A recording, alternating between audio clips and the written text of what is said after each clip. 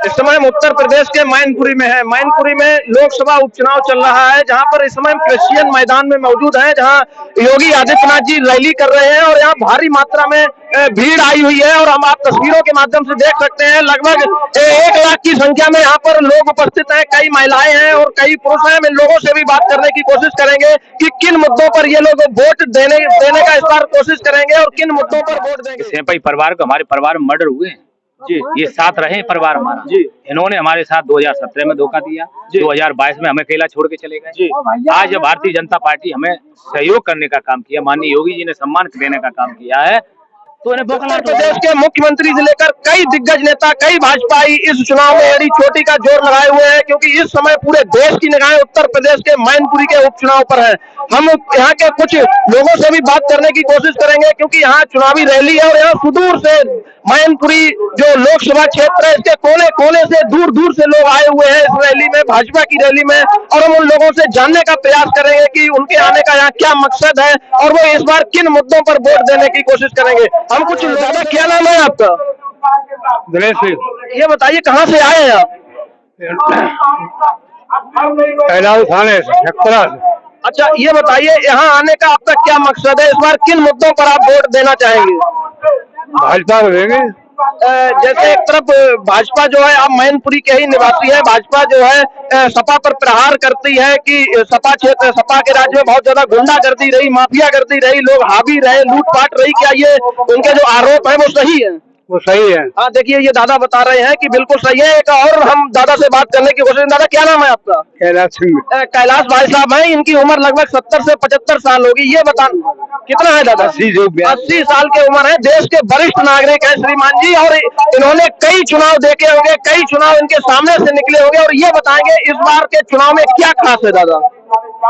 इस बार कुर्सी नहीं पूछ रही है। हर साल 500 कुर्सी खाली पड़ी रहती थी। निश्चित रूप से ये द्योतक है कि हम चुनाव जीत रहे हैं। ये जैसे इस बार नेताजी नहीं है, बिना नेताजी के समाजवादी पार्टी पहली बार चुनाव लड़ रही है और ये उनकी साख का चुनाव है। और दूसरी तरफ भाजपा जो है सपा पर प्रहार कर रही है कि सपा राज में गुंडागर्दी रहती थी। तो आप यहीं के रहने वाले हैं, तो कितना सत्य है ये? बिल्कुल सत्य है। बिल्कुल सत्य है। भाई साहब, क्या नाम है आपका? आप बताएं, आपका क्या नाम? दीप राजपूत। कहाँ से आए हैं आप? अलीपुर खेड़ा से। अलीपुर खेड़ा से आए। ये बताइए, इस चुनाव में जो योगी आदित्यनाथ जी की रैली है, यहाँ पर आप आए हैं, युवा हैं, क्या सोच कर आए हैं? ऐसा है कि मतलब ऐसा कि हमारे युवा लोग हैं, हम लोग, मतलब पहली चीज ये है कि हम लोग जाते हैं सुरक्षित रहते हैं, इसलिए हम और भाई साहब से बात करने की कोशिश करेंगे। क्या नाम है भाई साहब? जरा खड़े हो जाइए। मेरा नाम राजकुमार तिवारी है। कहाँ से आए हैं आप? हम अछल्ला मंडल से आए, इलाहाबाद जिला से। आप किसी पद पर हैं अभी? हाँ, सेक्टर प्रभारी हूँ मैं। भाई साहब सेक्टर प्रभारी है। भाई साहब, ये बताइए कि इस बार के चुनाव में क्या खास है? इसका मेरा एक ही नारा है इस पार्टी का, सबका साथ, सबका विकास, सबका विश्वास और सबका प्रयास। ये तो हमेशा रहता है। तो हमारे पार्टी में कोई गुंडागर्दी नहीं, सबकी जनता की सेवा होती है। उत्तर प्रदेश की ये जो सैफई है, मैनपुरी लोकसभा है, सबसे ज्यादा डेवलप है और 1996 से यहाँ पर सपा का राज रहा है।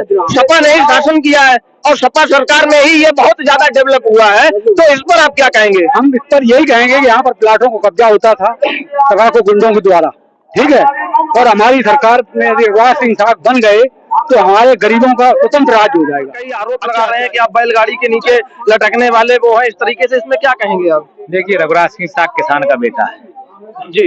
इस तरह के हड़बड़ाहट में आरोप लगाने का काम कर रघुराज सिंह से ज्यादा कोई बफारा नहीं है जो आरोप लगाने का काम कर। रघुराज सिंह अकेला खड़ा था, इनके पास 300 विधायकों में कोई विधायक साथ नहीं था, अकेला गया था। हमने बुरे वक्त में साथ देने का काम किया। इस सेंपई परिवार को, हमारे परिवार में मर्डर हुए हैं जी, ये साथ रहे परिवार हमारा जी। इन्होंने हमारे साथ 2017 में धोखा दिया, 2022 में हमें अकेला छोड़ के चले गए। आज भारतीय जनता पार्टी हमें सहयोग करने का काम किया, माननीय योगी जी ने सम्मान देने का काम किया है, तो इन्हें बौखलाहट हो गई है। ये किसान का बेटा इटावा में ही 2 लाख से जीत रहा है, 1,51,000 जीत रहा है, विधानसभा भी जीता है, जिला पंचायत भी जीता है। वो जानते हैं इसकी रघुराज सिंह की हैसियत को। सर, ये उपचुनाव है, पूरे देश की नजरें इस समय इस चुनाव पर है, क्योंकि नेताजी नहीं रहे हैं। इसमें भाजपा की क्या रणनीति है इस चुनाव में? भारतीय जनता पार्टी के कार्यकर्ता हमेशा चुनाव लड़ता है।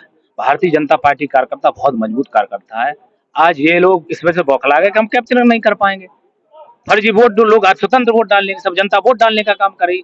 वोट तो भारतीय जनता पार्टी का है ना। सर, प्रदेश के मुख्यमंत्री लगातार रैली पर रैली कर रहे हैं, तो इसका क्या संदेश जाता है कि जिस तरीके सपा कह रही है कि माननीय मुख्यमंत्री जी बराबर रैली कर रहे हैं और ये डरे हुए हैं, इस तरीके से कह रहे हैं। पूर्व मुख्यमंत्री गली गली जा रहे हैं, राष्ट्रीय अध्यक्ष श्री अखिलेश यादव जी गली गली जा रहे हैं जी। टेम्पल जो एक हाथ हिलाते थे जी नहीं हिलाते और थे। दूसरी तरफ जो परिवारवाद की ये लोग बात कर, समाजवादी पार्टी समाजवाद की बात करते हैं और इन्होंने अपने घर में ही डिम्पल जी को टिकट दे दी है, इसके लिए आप क्या कहेंगे? परिवार से आगे निकल ही नहीं पाते हैं, वो घबरा गए, किसान का बेटा आ जाएगा तो वो कहाँ से आए, अब किसी को बनना ही नहीं देना चाहते। आप चुनाव जीतने के बाद आपकी क्या मंशाएं हैं जनता के प्रति, आप क्या मतलब नया यहाँ लाने की कोशिश करेंगे? जनता के बीच में रहेंगे, जनता के सेवक रहूंगा, जनता की जो समस्याएं हैं उनका निदान करने का काम करूंगा।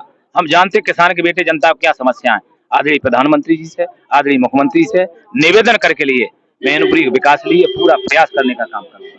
जी बहुत बहुत धन्यवाद सर। हम दिखा रहे हैं माननीय योगी आदित्यनाथ जी का उड़न खटोला आ चुका है। हम आपको वहां से भी तस्वीरें दिखाएंगे। सामने आप तस्वीरों में देख सकते हैं कि योगी आदित्यनाथ जी का हेलीकॉप्टर कुछ ही सेकंड में यहाँ पर लैंड करने वाला है। तस्वीरों में आप देख, हमारे कैमरामैन जी दिखाने का प्रयास करेंगे। कैमरामैन जी जरा दिखाएंगे कि माननीय मुख्यमंत्री, उत्तर प्रदेश के फायर ब्रांड मुख्यमंत्री योगी आदित्यनाथ जी यहाँ पहुंच रहे हैं और हम उनके भाषण भी आपको सुनाएंगे और भी वो यहाँ क्या क्या योजनाएं रखते हैं, इन लोगों के लिए क्या क्या पहले रखते हैं, उनके बारे में भी आपको हम भारत माता की वंदे वंदे वंदे। भाइयों बहनों, महर्षि च्यवन की ये भूमि है, महर्षि श्रृंगी की भूमि है, महर्षि वेदव्यास का यहाँ पर तपोभूमि है और उनके आश्रम आज भी यहाँ मौजूद है। भव्य सूर्य मंदिर के लिए मैनपुरी जाना जाता था और यहाँ पर 7वीं 8वीं शताब्दी में तो सैकड़ों आश्रम इस मैनपुरी क्षेत्र में पाए जाते थे, जो इस बात को प्रमाणित करता है मैनपुरी का इतिहास उतना ही पुराना है जितना पुराना भारत के अंदर मानव समाज और सभ्यता का इतिहास है। लेकिन उसको झुठला करके उस पहचान के साथ अपने आप को जोड़ने की बजाय ये दिखाने का प्रयास करना कि मैनपुरी का इतिहास तो केवल सिपाही खानदान के साथ है। भाइयों बहनों, ये सच्चाई को वास्तव में धूल दिखाने जैसा है और अगर सचमुच सिपाही खानदान ने विकास किया होता तो भाइयों बहनों, अकेले मैनपुरी जनपद में प्रधानमंत्री आवास योजना के अंतर्गत विगत 5.5 वर्ष के अंदर 37,500 से अधिक गरीबों को एक आवास डबल इंजन की भारतीय जनता पार्टी ने सरकार ने दिया है। गोगांव से हमारे विधायक श्री रामनरेश अग्निहोत्री लगातार जनता की सेवा में है। करहल में अपने जिले विधायक चुन करके भेजा। भाइयों बहनों, करहल में जीतने के बाद दूसरी बार जनता जनार्दन ने उनके दर्शन नहीं किए होंगे और 27 बार करहल में जनता जनार्दन की सेवा के लिए केंद्रीय मंत्री प्रोफेसर एसपी सिंह बघेल ही बार बार वहां गए हैं। किस लिए हमारे कार्यकर्ता गए हैं? लेकिन भाइयों बहनों, कभी भी समाजवादी पार्टी के लोग एक बार करते हैं और इसलिए अब इसका नाम तो समाजवादी रखना भी मुझे लगता है यह अपने आप में जनता को भ्रम में डालने जैसा। आप सबसे मेरी अपील है, 5 दिसंबर को जब निर्णायक लड़ाई लड़ेंगे, अपने अपने बूथ को संभालते हुए भारी बहुमत से भारतीय जनता पार्टी के प्रत्याशी श्री रघुराज सिंह साथ और कमल के चुनाव चिन्ह को ध्यान में रख करके जोरदार तरीके से ईवीएम का बटन दबाइए और चुनाव की जीतने की गारंटी पाइए। इस विश्वास के साथ आप यहाँ पर परिवर्तन के साथ जुड़ेंगे। इस विश्वास के साथ मेरी आप सबसे अपील है, 5 दिसंबर को श्री रघुराज सिंह साक्य को भारी बहुमत से विजयी बनाने की अपील करते हुए बाकी डबल इंजन की सरकार विकास के कार्यों के साथ आपके साथ खड़ी होगी। इन शब्दों के साथ आप सबके प्रति मैं एक बार फिर से इस उत्साह के लिए हृदय से आभार व्यक्त करते हुए वाणी को देता हूं विराम। जय जय श्री राम, जय जय श्री राम, जय जय श्री राम।